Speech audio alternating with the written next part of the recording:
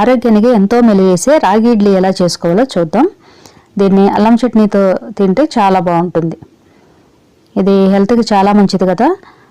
Sugar patients కానీ, ఇంకా weight loss అవ్వాలనుకున్న వాళ్ళు కానీ, బరువు తగ్గాలనుకున్న వాళ్ళు ఈ రాగి ఇడ్లీ చాలా హెల్ప్ చేస్తుంది. ముందుగా మనం మినపప్పుని ఒక 8 గంటలు నానబెట్టుకోవాలి. ఇది పొట్టు మినపప్పు. దీని పొట్టు తీసేసి దీన్ని శుభ్రంగా కడిగి పక్కన పెట్టుకోవాలి. దీన్ని మిక్సీ జార్లో వేసుకోవాలి.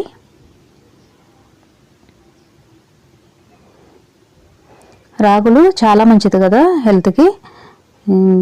బాడీ గట్టిగా ఉంటుంది, ఇంకా కాల్షియం కూడా ఎక్కువ ఉంటుంది రాగుల్లో. ఎముకలు బలహీనంగా, పెలుసు బారిపోయినట్టు, ఇంకా కీళ్ళ నొప్పులు అలాంటి వాళ్ళకి రాగులు ఎక్కువ తీసుకోమంటారు కదా. ఇలా రాగి ఇడ్లీలు తీసుకుంటే హెల్త్కి చాలా మంచిది. ఇవి చూసారు కదా అటుకులు. ఇవి లావు అటుకులు. వీటిని ఒక 5 నిమిషాలు ముందు కడిగేసి 2-3 సార్లు కడిగి ఒక 5 నిమిషాల ముందు నానబెట్టి పక్కన పెట్టుకున్నాను. ఇవి కూడా మిక్సీ జార్లో వేసుకుని కొద్దిగా వాటర్ వేసి మెత్తగా పేస్ట్ చేసుకుని పక్కన పెట్టుకోవాలి.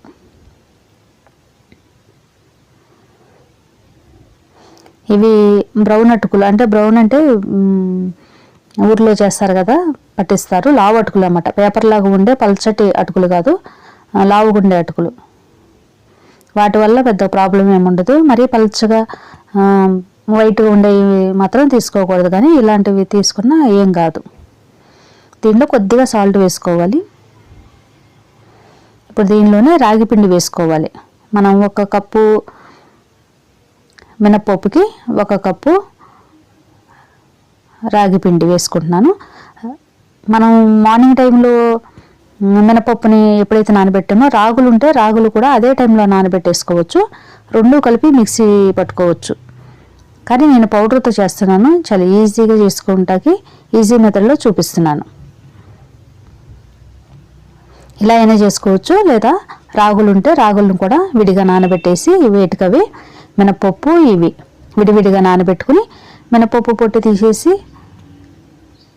మనం 2 కలిపి మిక్సీలో వేసుకోవచ్చు. లేదా మన దగ్గర పిండి ఉంటే ఈ విధంగా మినపప్పుని మెత్తగా పేస్ట్ చేసుకున్న తర్వాత దీనిలో కొద్దిగా సాల్ట్ అలాగే రాగి పిండి వేసి మంచిగా కలిపి పక్కన పెట్టుకోవాలి. ఉండలు లేకుండా మంచిగా కలుపుకోవాలి. మనం ఇడ్లీ వేసుకోవడానికి ఎంత లూజ్గా కావాలో చూసుకుని దాన్ని బట్టి వాటర్ వేసుకుని మంచిగా కలుపుకొని పక్కన పెట్టుకోవాలి.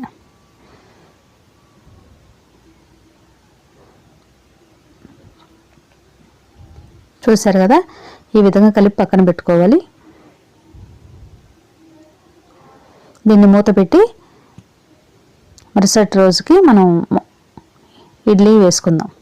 ఇవి చూడండి మంచిగా పులిసింది. వేరొక క్యాన్లో నేను వేసేసి బయట పెట్టేశాను. ఫ్రిడ్జ్లో పెడితే పులవదు, బయట పెట్టుకోవాలి. ఇప్పుడు ఇడ్లీ గిన్నెల్లో వేసుకుందాం.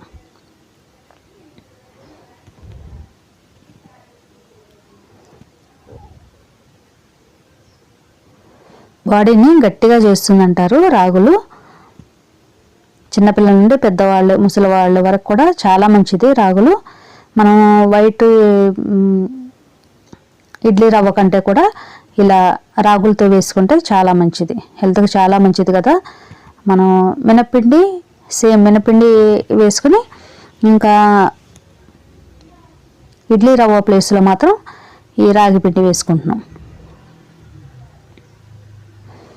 మనం చూడటానికి కొంచెం కలర్ వేరేగా ఉంటాయి కానీ తెల్లగా ఉండవు, కానీ మనం మామూలుగా రెగ్యులర్గా వేసుకునే ఇడ్లీలాగా మన హెల్త్ కోసం మాత్రం ఈ విధంగా చేసుకుంటే చాలా మంచిది.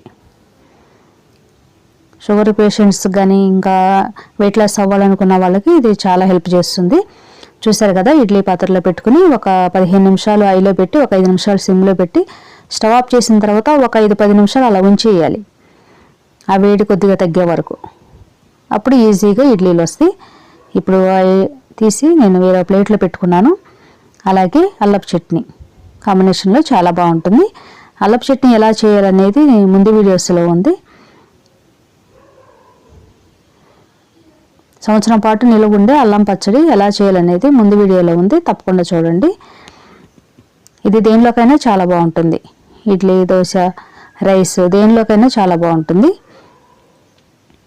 మనకి మార్నింగ్ టైంలో చట్నీలు చేసుకోవడానికి ఏమీ అడావుడిగా ఉన్నప్పుడు, టైం లేనప్పుడు ఈ విధంగా అల్లం చట్నీ చేసి పెట్టుకుంటే అన్ని టిఫిన్లోకి, రైస్లోకి కూడా చాలా బాగుంటుంది. చూసారు కదా రాగి ఇడ్లీ ఎంత ఈజీగా సింపుల్గా చేసుకోవచ్చో, ఇంకా హెల్దీ కూడా. మీరు కూడా తప్పకుండా ట్రై చేయండి. ఈ వీడియో మీకు నచ్చినట్టయితే ప్లీజ్ లైక్ చేయండి.